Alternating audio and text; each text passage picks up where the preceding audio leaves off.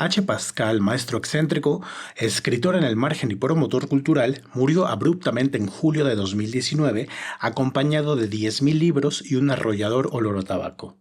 En ese punto nace este libro híbrido entre el ensayo y la narrativa personal, en el que su hija recorre 9 meses posteriores a su muerte en un intento de contestar las preguntas que la carcomen. ¿Por qué el ángel Gandaya, como se nombraba él, se volvió tan lejano para ella? ¿Cuándo se rompió su relación? ¿Existe la reconciliación luego de la muerte? Entre conciertos góticos en el Zócalo y peleas por el Me Too, Dios fulmine a la que escriba sobre mí es una sesión espiritista en la que revives literalmente lo que la vida te obligó a sepultar. Una biblioteca heredada sirve como detonante para el naufragio voluntario dentro de la arqueología familiar. El cambio generacional, el feminismo y sus tensiones entre padres e hijas, la herencia, las bibliotecas personales, la autopublicación y el underground desfilan por estas páginas que oscilan entre la distancia, la furia, la alegría, el humor y la catarsis. Empiezo esta investigación con la esperanza de recorrer su vida de libro cerrado para, una vez pagada la deuda, iniciar un capítulo nuevo. Nos dice la autora de Dios fulmine a la que escriba sobre mí. En el camino asistimos a la inmolación de un ídolo de cuyas cenizas nace un hombre. Es con él con quien la autora emprende un diálogo renovado que es, en última instancia, un diálogo con lo más hondo de sí misma. Aura García Junco nació en la Ciudad de México en 1988. Estudió Letras Clásicas por la Universidad Nacional Autónoma de México. Es escritora y guionista. Publicó su primera novela, Anticitera, Artefacto Dentado, en el año 2018 y su segundo libro, El día que aprendí que no sé amar, un ensayo sobre el amor y las relaciones sexoafectivas desde una perspectiva crítica, en 2021. En ese mismo año, fue seleccionada por la revista Granta como una de los 25 narradores jóvenes más destacados en español. En 2022, Seix Barral publicó su segunda novela, Mar de Piedra. Desde 2020, combina la escritura literaria con la de guiones para cine y televisión. Pájaro de papel. En el principio fue el verbo vestido de plumas. El pájaro verde, cuentos folclóricos italianos que Italo Calvino recreó y que mi papá me leyó una y otra vez. Lámpara taciturna, cuartito de ladrillos rojos, su pelo aún castaño y el soplo de su voz clara entre dientes, bigotes, barba, cada una de las 1001 noches de mi infancia. En el final fue el verbo entre portadas rojas. Un libro de poesía que, cerrado como tumba, reposaba sobre la panza de mi papá cuando lo encontraron muerto. Entre la palabra pájaro y la palabra tierra hay un tupido bosque de años en los que la distancia se comió toda la complicidad de la niñez hasta hacerme dudar si de hecho existió, o si se trató tan solo del ensueño de las letras compartidas antes de ir a dormir. A mi papá le encantaba la cerveza, pero tenía hábitos, digamos, poco finos. En los restaurantes pedía una sola y la dividía en dos. Luego, rebajaba con agua cada una de sus partes, seguramente para ahorrar. Tenía una costumbre parecida con el café. En la blanquita, un americano con hielo, por favor señorita, en un plato aparte, era un frappé de 20 pesos. Pequeños actos de codicia culinaria que no correspondían con las comilonas que armaba en casa. La bebida predilecta de ellas eran los shandies. Shandy, según mi papá, jugo de manzana, del más dulce, harto con cerveza. Arqueología del shandy, según mi papá, surgido de Vila Matas. Shandy según Vila Matas. En Londres, el shandy es una bebida habitual que consiste en una cerveza amarga combinada con limonada o cerveza de jengibre. En verano calma la sed tomar una pinta de shandy con hielo. Inconcordancias evidentes con la cita. Digo que es una goliardización de la bebida. Alfonso, mi informante en esta empresa mortuoria, me responde que es una pascalización. No habla de Blaise Pascal. Mi papá se bautizó H. Pascal cuando era adolescente y así le decía a todo el mundo menos su familia. En casa era Manuel, Juan Manuel. Fui la hija que hacía muecas ante sus experimentos con cerveza, que se ponía roja cada vez que él exclamaba «carísimo» y agitaba su mulet al ver la cuenta en un restaurante. La niña que nunca entendió por qué tenía que ir en una secundaria técnica en vez de las escuelas de paga de sus amigas solo porque él quería dedicarse a las letras. ¿Por qué no podía ser como mi mamá y tener un trabajo estable? Y más recientemente, la mujer que se peleó con lo peor de su masculinidad, ese lado que aún ahora pesa. Soy la que no comprende por qué su papá terminó así, solo con sus libros, enfermo, encerrado, triste. A la vez, fui la adolescente que le rindió un culto secreto entre una secta de seres oscuros como ella. Porque eso también era Pascal, un planeta de fuerza excéntrica que atraía a tantas personas con su calidez y sabiduría. Fui la hija y ahora ya no sé qué soy. Llevo un año habitando el color gris de los secretos pendientes y los abrazos perdidos. Un año de tristeza travestida de cotidianidad. Empiezo esta investigación con la esperanza de recorrer su vida de libro cerrado para, una vez pagada la deuda, iniciar un capítulo nuevo. Y quizás aprender a reírme con él mientras su mulet rebelde brinca triunfante porque, mediante el milagro de la multiplicación de la cebada, hizo de una cerveza 2 cervezas. Aguadas e infames, pero 2. ¿Cómo acercarme a él? Los recuerdos son aire doloroso. Cada vez que intento acceder a ellos, se me escapan. Solo me quedan los objetos que sin querer me heredó. Pasé mucho tiempo pensando que mi papá moriría sin nada. Su patrimonio consistía en los muebles y libros que pudo aglomerar entre 4 paredes divididas en 2 espacios. Una sala, comedor, estudio, biblioteca y un cuarto biblioteca. Resultó que la nada se siente mucho más voluminosa cuando alguien muere y esas 2 habitaciones estaban, de hecho, rebosantes. Magno problema para quienes se quedan en el mundo y tienen que pararse en medio de la realidad material de lo que deja atrás un padre. Entiéndase en este caso, mi hermano y yo. Con el tiempo encima porque el departamento era rentado y había que desocupar pronto. Más exactamente, en 2 días. Todo cabe en un ropavejero sabiéndolo acomodar. Y supimos acomodarlo entre el camión de basura y la camioneta de un tal Luis, que encontré afuera del Deportivo Miguel Alemán, donde estaba estacionado aquel domingo de pesadilla en que tuvimos que limpiar el departamento de mi papá. Lo de más, lo de menos, lo deslizamos entre las rendijas de nuestras existencias. Una mayonesa a medio comer, una paellera gigante, su Mac vieja, sus plaquettes. Dice Villaurrutia en las páginas de una de ellas. La muerte siempre toma la forma de la alcoba que nos contiene. Es cóncava y oscura y tibia y silenciosa. Se pliega en las cortinas en que anida la sombra. Es dura en el espejo y tensa y congelada. Profunda en las almohadas y en las sábanas, blanca. Yo nunca había sentido con tal contundencia cómo algo intangible se puede expandir en los espacios con su tibieza y silencio. Y las sábanas, la tristeza de las almohadas. Los objetos de quien muere son algo así como utilería en una película que ya se terminó de filmar. Reposan en el limbo de haber cumplido su propósito. Décadas antes de que mi hermano y yo abriéramos la puerta del último departamento de Juan Manuel, Paul Auster entraba en la enorme casa en la que murió su padre. Descubrí que no hay nada tan terrible como tener que enfrentarse a las pertenencias de un hombre muerto.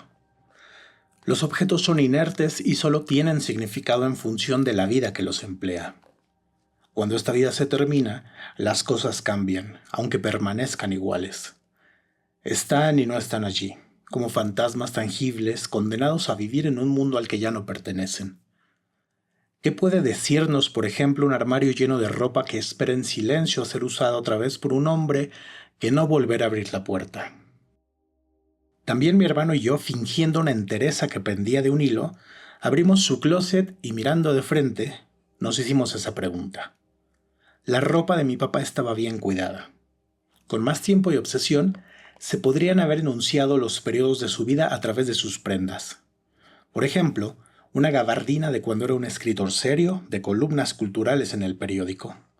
Una chamarra roja que debió usar cuando era locutor de radio. U otras cosas más raras, como una larguísima capa de terciopelo que data, pienso, del largo periodo en que organizó festivales góticos. A algunas personas les llamaba la atención que ese señor blanquísimo, con un mulet y camisa a cuadros, dedicara buena parte de su tiempo a hacer eventos para el movimiento oscuro de la Ciudad de México. Muchas veces lo escuché decir que, cuando de literatura se trataba, eran invisibles para las instituciones culturales, pero él tenía plena fe en que era quienes más deseaban leer, una subcultura urbana basada en la adoración al arte, o al menos a cierto tipo de arte. Así que emprendió su misión autoinfligida para hacer algo al respecto, y de ahí surgieron una serie de excentricidades que partieron del gótico, pero luego se expandieron. Musicalizaciones metaleras de Pablo Neruda en el Zócalo, rap de Cortázar en Metro Insurgentes, música contemporánea inspirada en Kafka en ferias del libro. Cosas que hacían levantar cejas conservadoras porque ¿cómo se atrevía una banda de talqueados a cantar poesía entre guitarras eléctricas? ¿Quiénes eran esas personas llenas de tatuajes que se aglomeraban una tarde en el Museo de la Ciudad de México a ver un performance basado en tal o cual artista? Oh tiempos, oh costumbres, la perversión de la gran literatura. Mis botas dark atestiguaron todo. Igual lo hicieron los estoperoles de mi cinturón y la dolorosísima perforación en mi septum.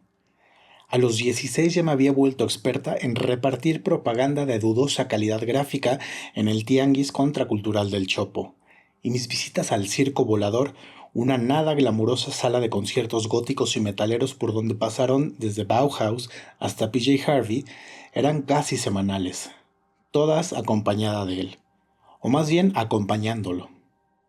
Ni cuando una enorme aglomeración de seres oscuros resistió una lluvia torrencial en el Zócalo durante todo un concierto de, increíble, bandas locales homenajeando a Neruda, le vi puesta la capa de terciopelo que salió de su armario. Ese día traía puesta una camisa de pana azul y una playera con el logo de su proyecto de la vida, Goliardos. Resistía el aguacero como las demás personas mientras le gritaba a uno de sus alumnos: «¿Ya ves, güey? Tlaloc es dark». Era fuerte. Escribo con esa playera en las piernas. Al logo blanco le faltan pedacitos y el cuello está desgastado. Es tan ancha y corta que ya no le quedaría a nadie que no fuera un enano con sobrepeso. Mi papá, claro, no era un enano con sobrepeso. Más bien era, a últimos años, un fiel émulo de Santa Claus en versión grunge, con la nieve blanqueando hasta sus tupidas cejas y barba bien cuidada, con nicotina vistiendo las puntas de sus dedos y bigote de un amarillo carnoso, con su 1,75 de estatura y unos ojos oscuros, pequeños y fisgones, de pestañas negras e ironía perpetua. Después de un año, la deformada playera todavía apesta a tabaco. Alguien me contó que tenía una sola prenda con el olor de su mamá. Luego de una muerte traumática, cargada de culpa, sumergir su cara en ese suéter era su mayor consuelo. Un día llegó a su casa y lo encontró entre el resto de la ropa recién lavada. El tiempo de todas formas lo habría robado de su olor. Pero, ¿por qué tan pronto? ¿Por qué así? Un poco como perderla de nuevo. Siempre detesté el olor a tabaco tanto como el vicio mismo.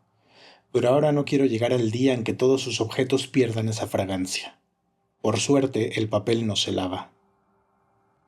Pero para la investigación que emprendo, lo más importante no es esta camiseta, por más que yo también insista en olisquearla de vez en vez. Frente a mí, dos de los libreros de madera rojiza que coronaron el pasillo de mi departamento de infancia. 2 metros de alto por 1 de ancho.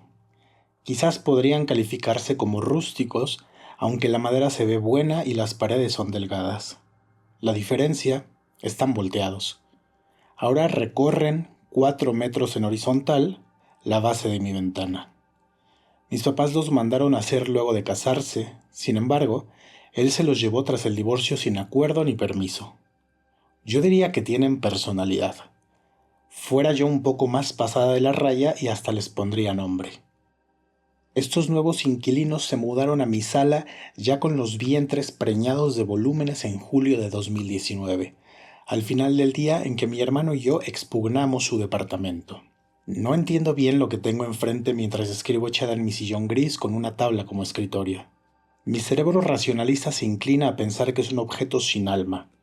Mi pensamiento mágico a apreciarlos como otra cosa para la que no alcanzan las palabras. Lo físico, lo físico, lo físico. Necesito aferrarme a eso.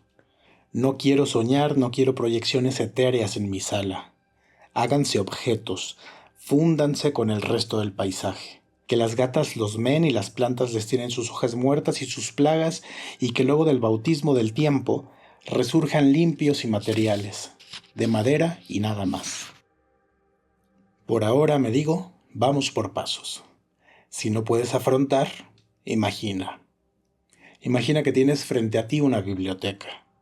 Muchos de los títulos que siempre quisiste leer están ahí. Libros caros, de filosofía, que no habrías podido o querido pagar. Libros antiguos en alemán que no sabes bien de qué tratan y cuyos hongos amenazan otros ejemplares tanto como te atraen. Colecciones completas de poesía, ensayos sobre literatura y ciencia, novelas hispanoamericanas por kilos, rarezas que ya no se editan, clásicos de ciencia ficción firmados. Y sin embargo, no te atreves a tocarla. No lo has logrado en todo este tiempo. Has visto algunos títulos de refilón, otras personas te dicen que hay ahí y hasta leen alguno al azar. Tú solo miras los remanentes del naufragio con el corazón muerto. Quizás por eso la primera intención, hace ya un año, fue venderlo todo. Deshacerte cuanto antes de esta carga, como hicieron tu hermano y tú con el resto de sus cosas. Luego, conforme los meses han pasado, decides que la vida no puede ser esto, que no puedes ir por ahí cargando un cadáver. Para de imaginar. El día ha llegado. Te atreves, con la mano titubeante y el aliento entrecortado, en un acopio de valor, un acopio que piensas es absurdo porque lo que harás es de hecho una nimiedad, a sacar un libro. Te atreves, repito, a sacar un libro. Curioso, es uno que ya tienes, en otra versión, desde hace más de una década. Las Cosmicómicas, de Italo Calvino. ¿Por qué lo escogiste entonces? Quizás fue justo por eso, para no internarte en su biblioteca y en cambio seguir pretendiendo que moras en la tuya. Como sea, el hechizo está roto. La guarda de la biblioteca cayó. Tú y ella se han dado la mano y ahora que se presentaron solo queda conocerla. A ver si entre las páginas polvosas encuentras las conversaciones pendientes. Papá, me heredaste una biblioteca y un enigma. En presencia de tus miles de libros, entre el derrumbe de lo construido, jalaste tu último aliento con una leve sonrisa en la boca, como si tras la guadaña te esperara la purificación más dulce. Yo que nunca juro, te hago un juramento. Voy a tratar de entenderte, te voy a inventar para darte el entierro que no tuviste. Inician ahora 9 meses de luto de las palabras. Marguerite Yourcenar decía que una de las mejores maneras de conocer a alguien es a través de sus libros. Algo de verdad debe haber ahí.